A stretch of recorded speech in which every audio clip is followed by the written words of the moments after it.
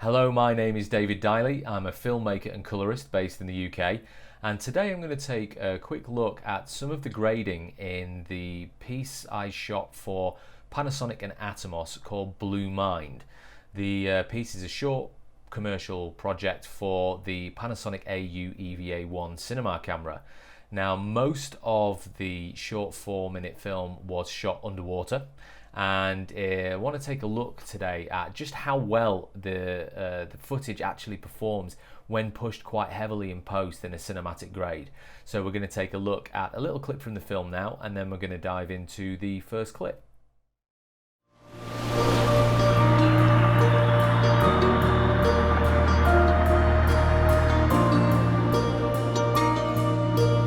There are days when the ocean can be kind. Warm, clear water, teeming with life. Vibrant colour and endless blue as rays of light dance across the surface. So to begin with, we are in Davinci Resolve Studio 15. The whole piece was graded in Resolve with a couple of finishing touches on a few clips in Premiere Pro. Now, it's worth pointing out, first of all, that for those of you that don't know, colour correction and grading is a destructive process. So as soon as you start making changes to the captured image that you have, you run the risk of degrading that image by pushing the codec too far. So it's very, very important, if you want to do a lot of heavy cinematic grading in post, your footage needs to be able to handle that, and that comes from having a very strong codec. If you shoot 8-bit on a lower end camera, then it's not going to be able to take as much grading or as much pushing in post as something that a higher end camera with a higher end codec will do. And that is the beauty of the Panasonic AU EVA1, that it records a very, very strong image. And when you're able to output that to the Atomos Shogun Inferno to record in ProRes HQ, for example, that can handle being pushed very, very well, and that's very important to me because I do a lot of work on the grade in post for everything that I do. So this shot here that I'm taking a look at, it's one of my favourite shots in the finished piece actually. It was filmed at a place called Belongil Beach in Byron Bay, and I wanted to capture footage of a surfer kind of just walking towards the camera, and it took a while down there before I could find one that was going to walk towards the camera without looking directly at the camera or waving. And fortunately this guy did that, and he looks great on camera. It was filmed at ProRes HQ onto the Shogun Inferno at 59.94 frames a second. It's, as you can see, it's a very cloudy, sort of overcast day, and this was heading in towards sunset, and this is exactly the kind of look that I wanted, so I was quite lucky with that. It was shot at the native base ISO of 800, so I was able to get all of the dynamic range in there, and it was filmed, of course, in V-Log, so we have this very flat image. So the first thing that I'm going to do is bring up the scopes, and you can see here on the waveform, that's exactly how I like it to look when I shoot in log, because I've got plenty of room in the bottom end and plenty of room in the top as well to actually stretch that out and push this to get it to look how I want to as a finished result, knowing full well how well not just the codec from the Inferno, but the codec internally inside the EVA1 as well, both handle being graded extremely well. And you're going to see how heavily this was pushed, because it is obviously going to look completely different. So we have the node tree here, and the first one that we're going to look at is the basic balance. So if we look here in the basic balance, for those of you that understand grading, or maybe even for those of you that don't, you may well know that the first thing that you want to do is turn that log footage into something more resembling your standard kind of Rec 709. Now, I don't really use LUTs at all. I like to do everything manually as far as possible.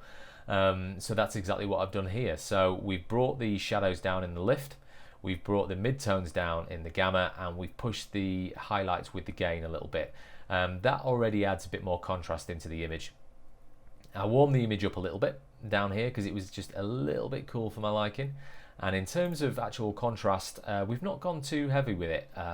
Kept it so it's popping, but it's not too much, because I know that there's going to be changes coming down the line in this further node tree down here that is going to impact that. So I don't want to start off too contrasty at the beginning.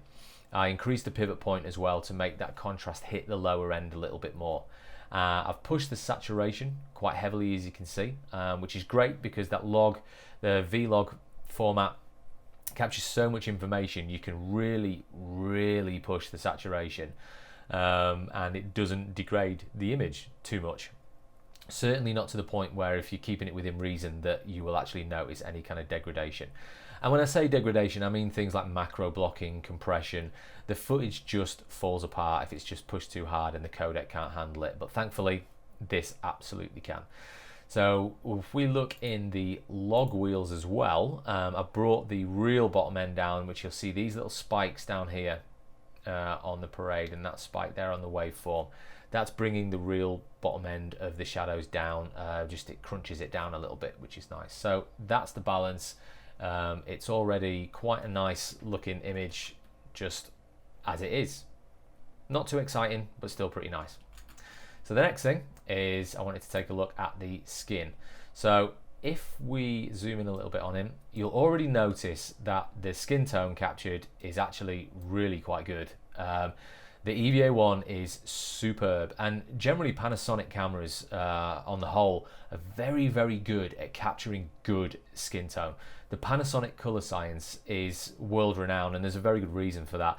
And one of the main reasons is that skin tone. I grade a lot of footage from cameras such as from Red, from Sony, from Arri, and the only real camera that can kind of come close that I've used in terms of natural skin tone out of the box to something like the Alexa is the EVA one. The skin tones are just fantastic. So I didn't need to make too much of a change on it. So there you go. Very minimal in the change, but there was a very specific reason for why I did what I did. So the first thing that I did was bring the midtones down just a little bit. That just brings it down, and it just gives him a little bit more contrast. It gives him a slightly more moody look, so he's not kind of popping out too much. I added a little bit of contrast into the skin tone to make him pop a bit more, but I dragged the saturation way down. I pushed him slightly towards the red in the midtones, and in terms of the log, I didn't actually touch anything in the log, so it was very really quite a basic change, but it does make a difference because I know what I was going to be doing later on down the node tree. So I wanted him to have a very organic, natural looking skin tone, and I think I've achieved that with that. So one of the big features of this shot is the clouds. Now, they're already pretty moody, which is nice, but I wanted to make them even moodier. So that's what I did. So we started off by using a gradient in the masks section here and just brought it down a little bit. Now, it's pretty obvious what I've done. I've brought the shadows down quite a bit. I've brought the midtones down considerably in there. And I've brought the saturation down a little bit as well, because if you notice here, we did have a little bit of blue veering on towards magenta slightly in the clouds, and I wanted that to be a bit more just stormy looking, so that's what we did. So pushed it in there. Now clouds in particular, clouds and water are places where if you're pushing a codec too hard, you're going to find macro blocking and you're going to find compression. Now bear in mind this is screen capture from my 2K 10-bit Adobe RGB grading monitor, which is calibrated. I'm not sure how well this is going to come across on the display that you're looking at, but no compression, no macro blocking, absolutely perfect, which is pretty impressive considering the amount that the midtones have been brought down. Now to balance that out, we needed to affect the light as well. So there we go. So it's got that kind of stormy sunset look, which was actually apparent to the human eye, but not too much, and I wanted to actually kind of, you know, bring that out and exaggerate it a little bit, and that's what I did. Again, I used the gradient here and dragged it down, and I put more of an angle on it, so it provides a little bit of contrast from the left side of the screen here to the right side of the screen, and that's something I like doing quite a bit. In the log, you'll notice in the highlights I have pushed them very much towards the bright kind of yellow orange, as you can see in the image there, and I've also done the same in the midtones as well. Now I've pushed this a little harder than I normally would do because of the next stage, because the next stage I knew would actually balance this out. So if we look at the image now as is, it's looking a little bit more dramatic, it's looking nice, it's quite well balanced, the exposure's good, so I was happy with it at this stage. The next thing was I added a film stock, and the film stock was from Film Convert Pro, so I'll show you what that one is. Now for the camera profile, I used the VariCam V709. I used that quite a bit actually on my EVA1 stuff. It just seems to work in terms of my workflow when I get to this stage, because I generally add film stocks later on in a grading process on the Notary. So I brought the exposure down a little bit, I brought the temperature up just a touch. We used one of the Fujifilm stocks at 35mm full frame at 50%. I didn't want it to overdo it. I just wanted it to have a nice little impact on there that wasn't too heavy, that wasn't too obvious, but just gave the image a little bit of texture. And I brought the saturation down a little bit, which a lot of people that maybe aren't colorists would think might be counterintuitive. They would think that, you want to increase saturation, but the cinematic image, often it is a bit more desaturated than you would actually think. So that added that on. So if you look at the change here, it just makes things pop a little bit more. You'll notice a big difference here in the shorts and in the bodyboard. So that's without it, and it's capturing kind of a turquoisey. It's quite vivid, and vivid color wasn't really the look I was going for. So that film stock has actually brought that down and given it a bit of a bit more of an organic cinematic look. I then added some mid-tone detail. Now if we zoom in a little bit there, you'll probably see the change a little bit more. Again, it just makes it pop a little bit, which is nice, because I add sharpening in Premiere Pro. I do any denoising and sharpening in Premiere Pro, and then the final touch is always to add a little bit of film grain, because if I'm denoising anything, obviously you soften the image. So we'll actually take you through that a little bit later on in one of the clips. So the mid-tone detail has been added, and then the final touch was to desaturate the shadows and the highlights. So if we take a look here, so we'll look at the image flat and then graded, and we're going to do a quick comparison now.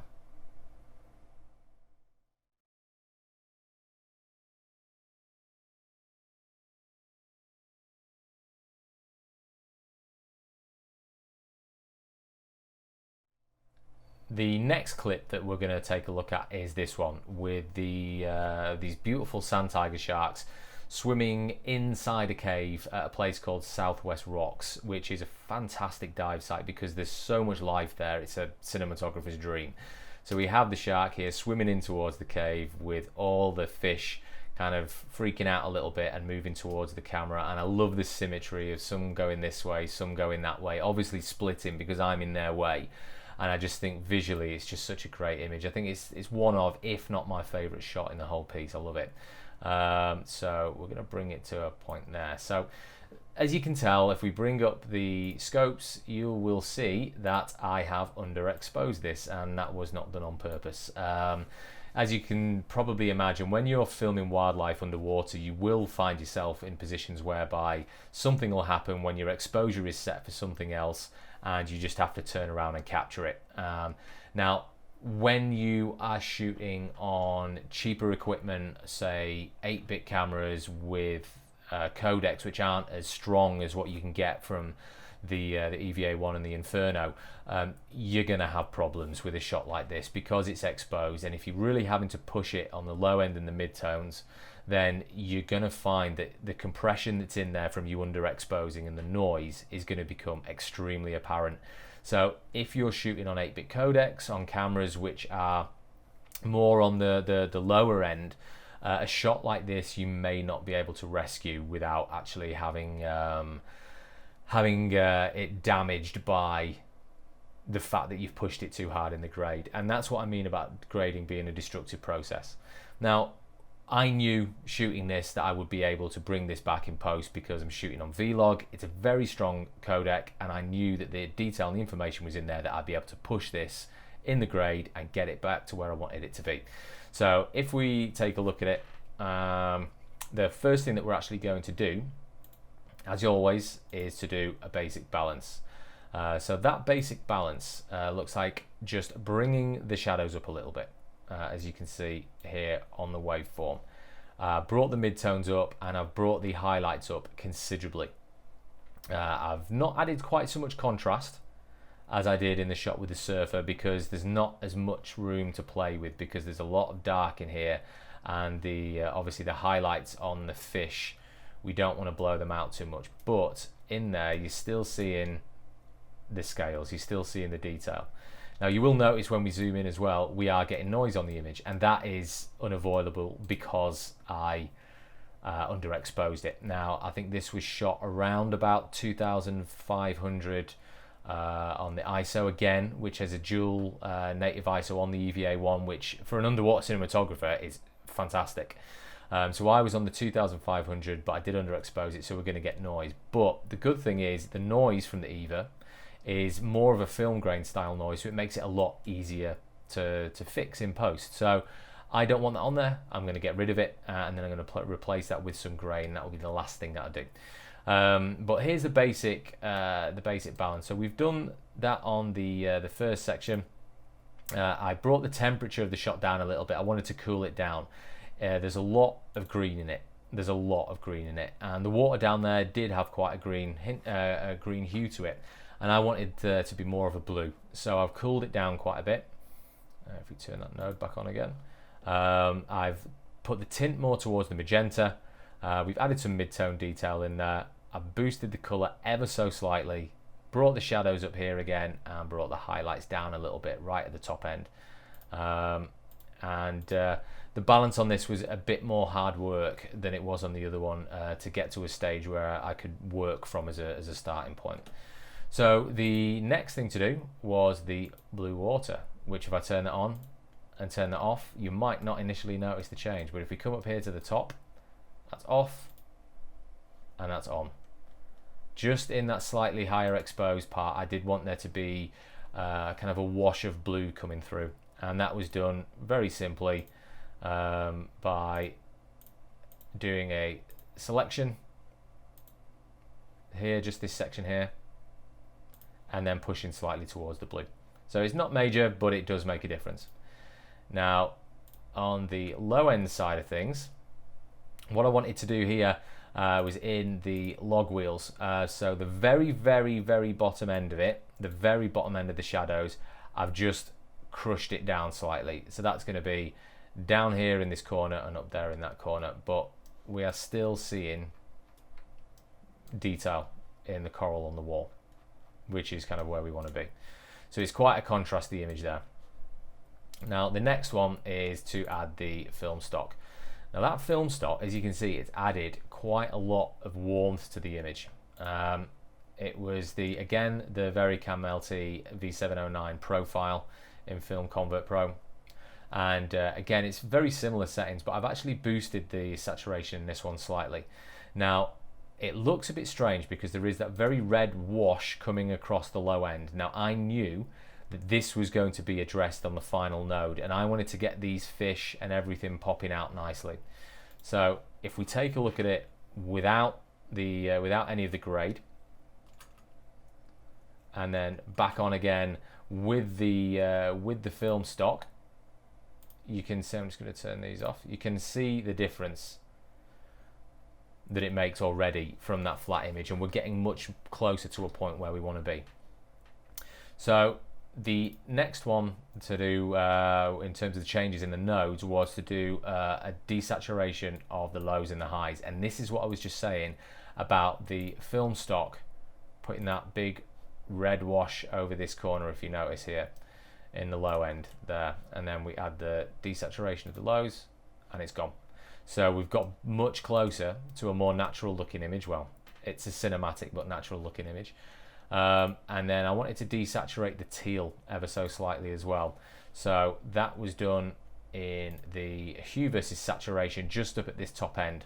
So if you just notice here, it just brings it down ever so slightly. And then a blank node at the end to finish. So if we put it onto the full screen, that is the raw shot, and that is everything fixed through. So we're going to take a quick look, and then we're going to do a side by side.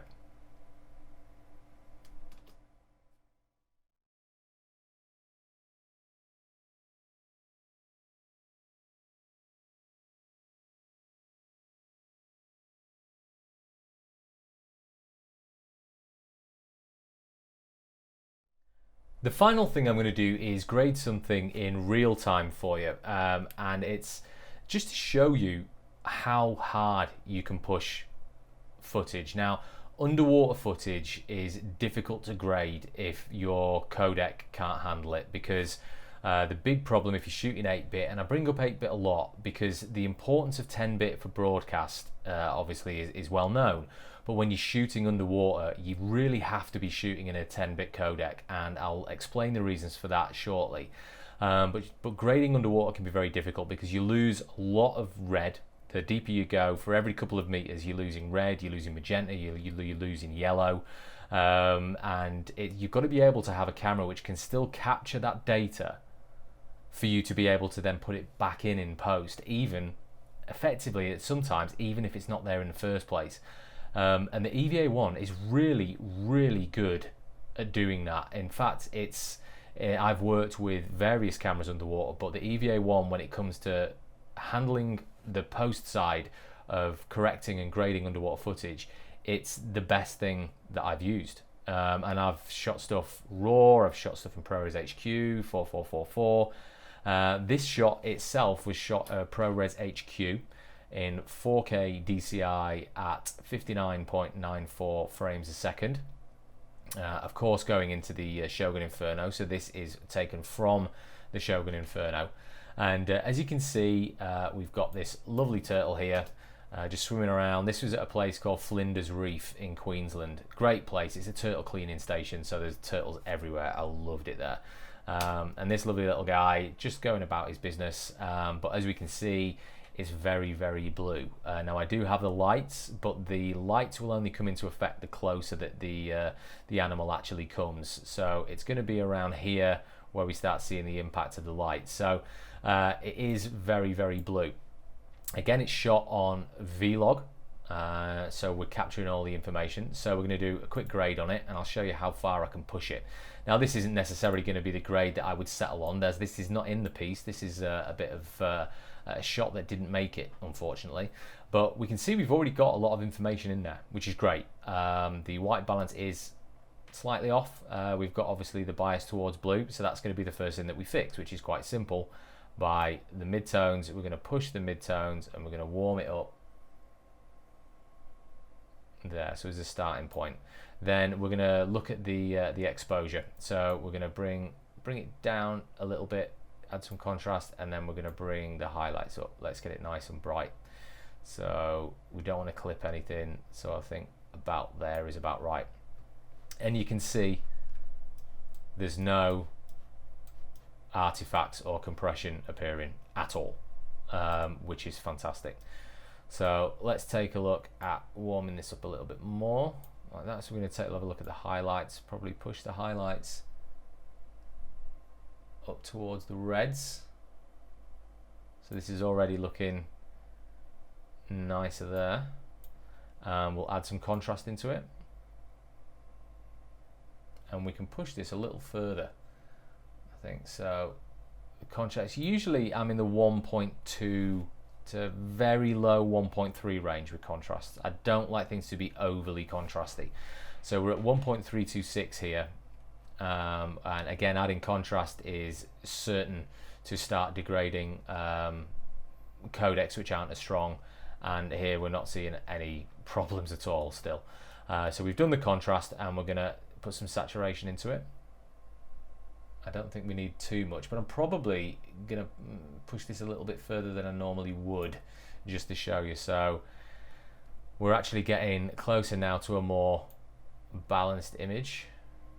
So you can see here where the lights are kind of taking effect, and we've warmed it up a little bit. So he's bouncing out from the background, which is nice.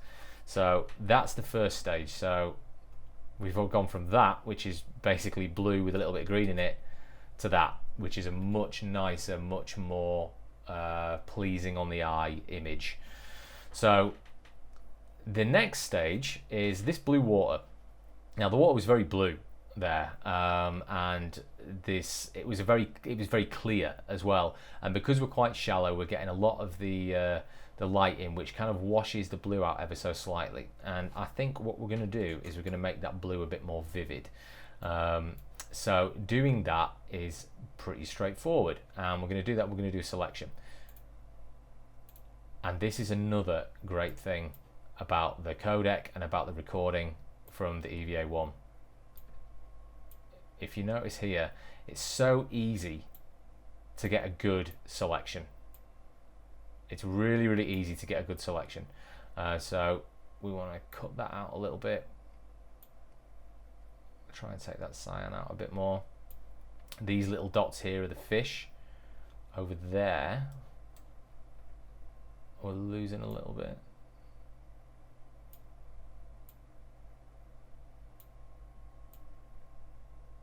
From the shadows.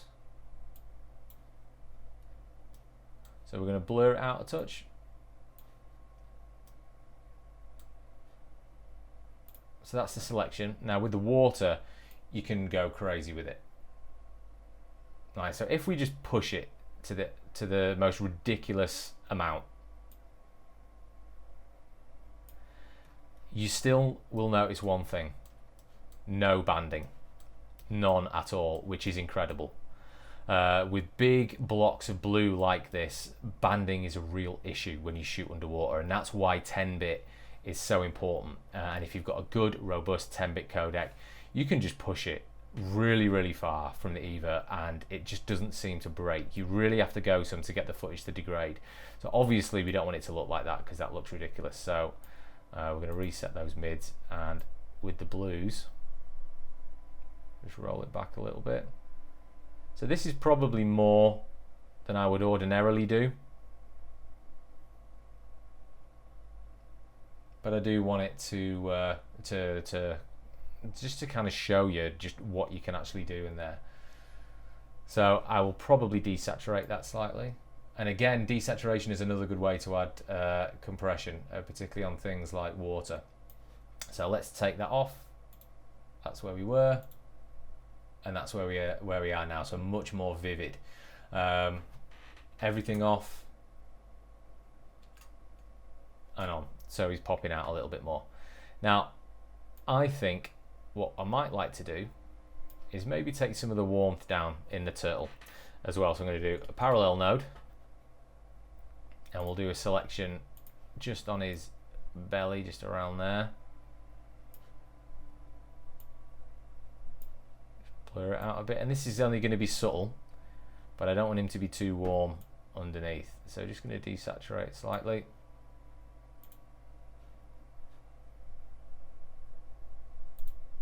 There we go. It's subtle, but it does make a difference. And then the next step is to add, as always, we want to do film stock. I say we want to do, it's something that I always like to add onto it just to give it that little bit of texture.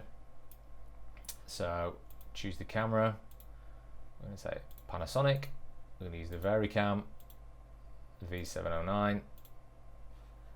And there you can see, this is obviously at full on the first film stock in there. Makes a big difference, makes a very big difference. So what I normally do is go through the film stocks, see which I think would suit the footage best. That's a bit much.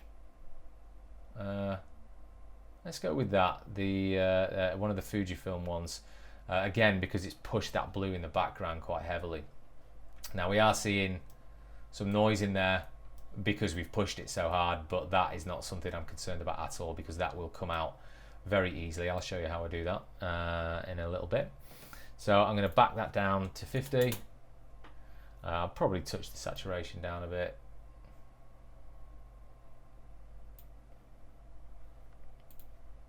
Then on the final node,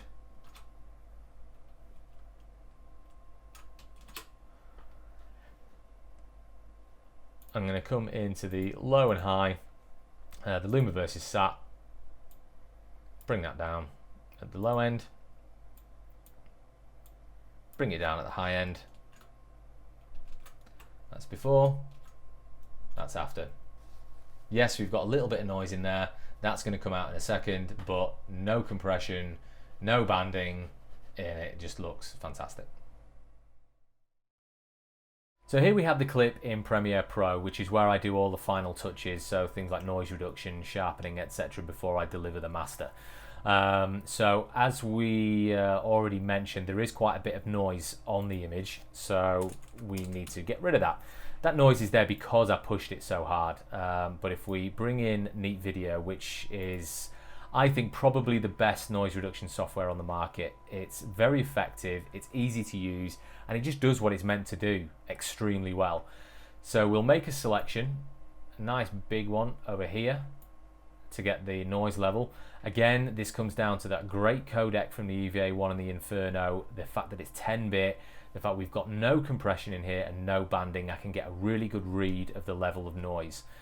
So we auto profile it, fine tune it, and then filter it, add the noise reduction. So it's pretty soft, so we're going to go into the spatial, we'll make it at the highest quality, and I'm just going to back it down a little bit. I don't like that plasticky look that you can get from noise reduction. And that's that. I mean, it's that straightforward. So the next stage, because we've done that reduction of noise and it has softened the image out, is to sharpen it up a little bit. My favorite way of doing this is using unsharp mask. I don't do it too heavily, so about 65 on the amount, and then about 1.3 on the radius, so that's sharpened us back up again. And then the final touch is to add some film grain back into it. It gives it that more organic look, and it just does cover up the impact of the noise reduction again. So we're using Film Convert Pro once again. We don't want it to affect the image with any film color or anything like that. And we put the grain down to about 30%. So there we have it, the finished image. As I said, we did push it quite hard in the grade. We changed the watercolor. We pushed that quite heavily. We're not seeing any banding, we're not seeing any compression, we're just seeing a lovely, sharp, organic 4K image, and that is down to the quality of the image captured by the camera. So when it comes to grading, color correction, you don't often get to choose what it is that you're working on. So for me, as a colorist and a director of photography, it's great to know that anything I shoot on the EVA1 will handle the quite heavy post workflow, and it will absolutely fly through it without any problems at all. So yeah, so that is grading some of the clips for the project that I shot for Panasonic and Atomos called Blue Mine. So we're going to do a before and after of the turtle, and then that's me done.